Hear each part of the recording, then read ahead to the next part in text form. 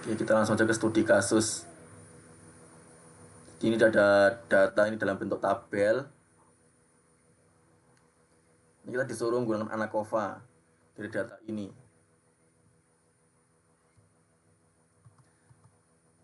Nah, mungkin kita juga udah enak nih, kita nggak perlu capek-capek ngetik ini ke SPSS, kan itu udah dikasih juga di channel tuh, udah di share file simpanan SPSS-nya.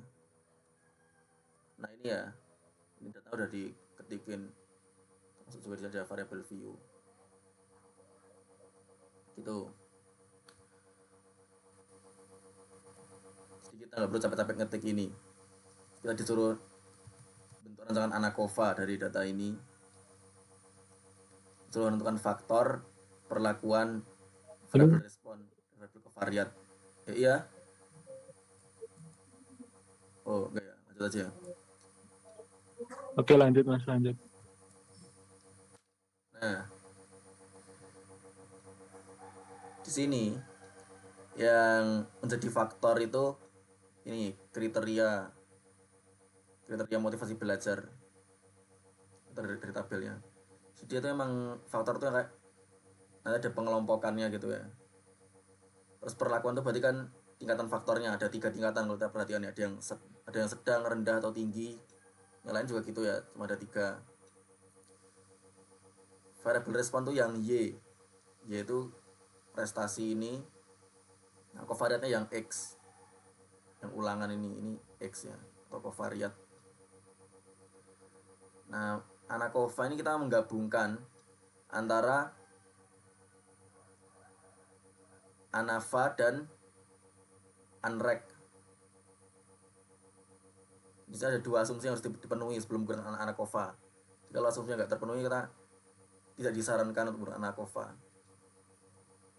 Jadi asumsi yang harus dipenuhi dari ANAVA-nya itu kita apa, bahwa faktor atau perlakuan itu tidak berpengaruh terhadap covariat ya, terhadap X-nya. Si treatment nggak berpengaruh terhadap X. Terus itu dari unrack-nya itu X dan Y harus linear. Oke. Di sini mungkin katanya kayak mengecoh gitu ya. Ini sempat ada yang tipe nih ya. Ini bukan perlakuan terus ya, karena ulangan ini, nilai ulangan tadi kan dia sebagai covariat gitu ya, sebagai X. Prestasinya Y. Nah ini yang motivasi belajar ini yang sebagai faktor itu. Pertama kita untuk melakukan anavanya tinggal gini ya, kita analyze, terus compare means, one way ANOVA yang kita masukkan ke dependent list. Ini itu covariatnya atau X-nya, berarti yang ini ulangan ini ya. Terus untuk apa itu, motivasi belajar ini dia sebagai treatment, kita masukkan ke faktor ya. Faktornya kalau udah kita klik cek oke. Nah ini muncul ada tabel ANAVA di sini.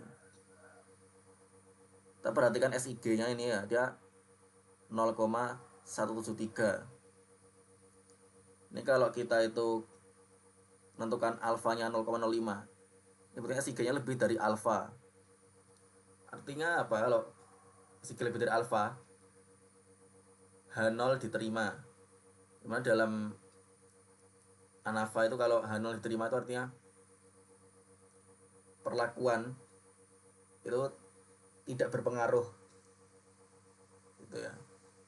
Karena di sini kita cek itu X-nya, berarti perlakuan tidak berpengaruh terhadap X. Jadi asumsi ini sudah terpenuhi ya, yang apa itu, treatment tidak berpengaruh terhadap X. Mari kita cek untuk unrack-nya ya. Analyze, terus regression, curve estimation. Di sini yang kita masukkan ke dependent adalah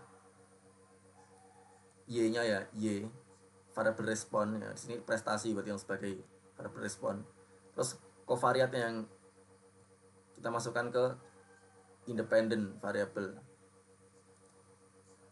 Oke, kayak gini. Independennya Y, ini yang independen itu yang X. Kalau sudah kita oke, dia akan muncul output bahas ini. Ya sebentar ya, ditunggu dulu, ini outputnya sedang bos. Nah,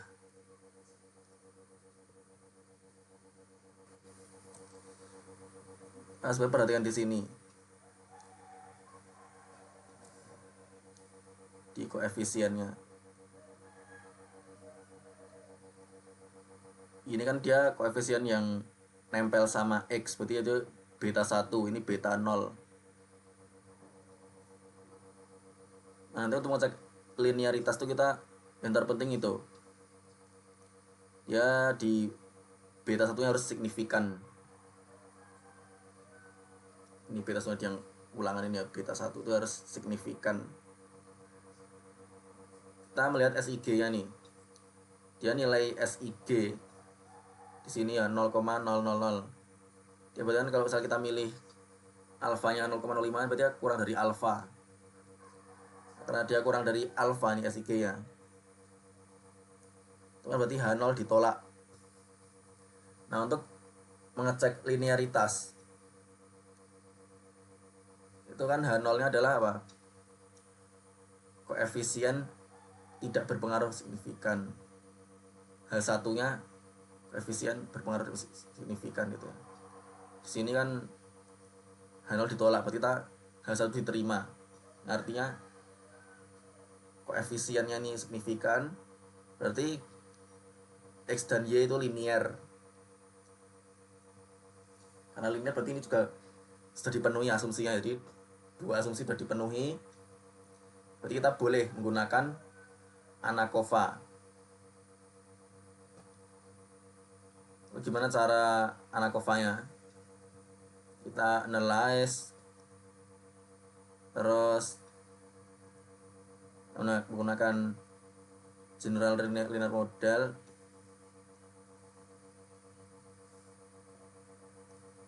terus itu univariate.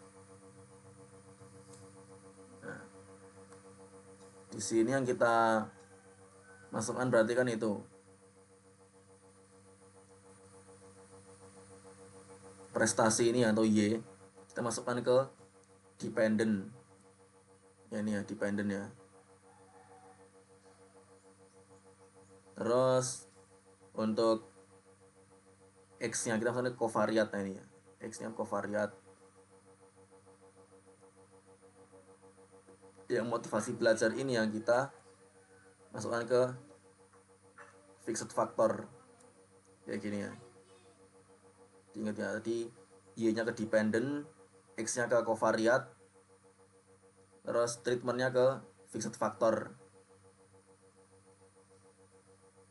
Itu juga kalau perlu plot kita bisa buat plot kalau kita pengen plot motivasi horizontal add continue, terus IM means kita pilih semua. Sudah, kita klik OK. Sekarang kita coba lihat yang di sini.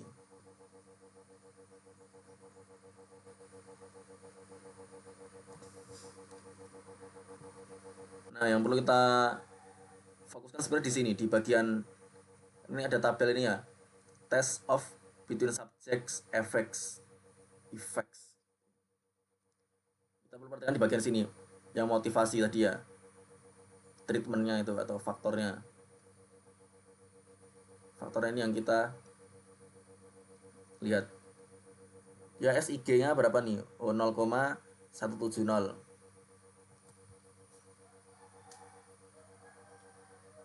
Nah, untuk ini kan H0 nya itu apa? Bahwa faktor tidak berpengaruh terhadap Y atau variable respon. Terus H1 nya itu faktor berpengaruh terhadap variable respon atau Y. Nah, di sini kalau kita lihat dari SIG nya untuk motivasi, itu kan dia lebih dari alfa. Kalau kita misalnya milih alfanya 0,05 dia melebihi, itu artinya H0 diterima. Karena H0 diterima artinya itu faktor tidak berpengaruh terhadap variabel respon, jadi faktornya nggak berpengaruh terhadap Y ya. Atau kalau dari sini berarti kan motivasi belajar tidak berpengaruh signifikan terhadap prestasi gitu.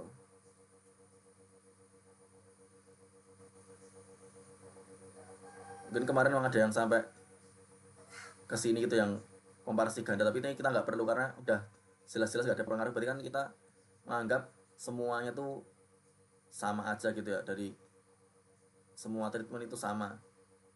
Kita nggak perlu kan komparasi ganda buat nyari mana yang beda gitu ya. Jadi udah jelas-jelas sama, tapi nggak perlu gitu ya. Oke, sampai di sini ada pertanyaan mengenai tadi ada yang ngecek Anava terus Anrek, oh belum ya? Belum, Mas. Sampai ini Anakova. Oke. Kira-kira udah bisa ngerjain tugasnya nih. Sebenarnya cuma gitu sih kalau kemarin. Yang pertama kita ngecek dua asumsi itu tadi ya, asumsi Anava sama asumsi Anrek, terus baru kita lakukan Anakova. Kalau formatnya ya kayak biasa lah ya, kan ada dari H0, H1, alfa, terus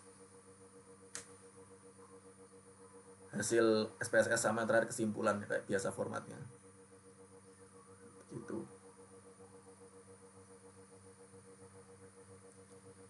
Kalau nggak ada kita bisa tutup ini. Kita misalnya akhirnya sekarang gimana nih, karena kan katanya nggak ada pertanyaan kan ya. Ya udah cukup jelas pasti ya.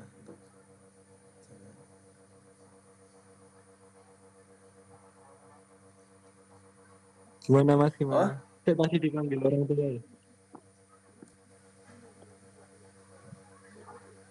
tinggal Pasti sedikit. ketinggalan sedikit 10 detik, Oke, 15 oke. detik Bentar. dipanggil orang tua. Yang bagian mana tadi yang ketinggalan?